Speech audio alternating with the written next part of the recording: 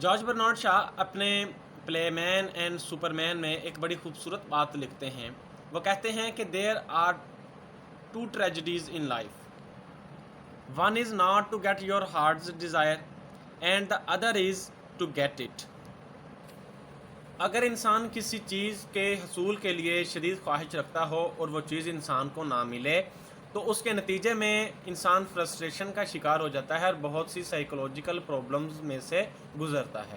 دوسری طرف اگر انسان کو اس کی دلی خواہشات جو چاہتا ہے وہ پوری ہو جاتی ہیں تو وہ ان کو قائم رکھنے کے لیے جائز اور ناجائز طریقے استعمال کرتا ہے. مثال کے طور پر جیسے کہ ہمیں میکبتھ میں دکھائی دیتا ہے جب جو 3 وچز جو ہیں اسے بادشاہ بننے کی پروفیسی سناتی ہیں تو اس کے بعد اس میں شدید خواہش پیدا ہو جاتی ہے بادشاہ بننے کی.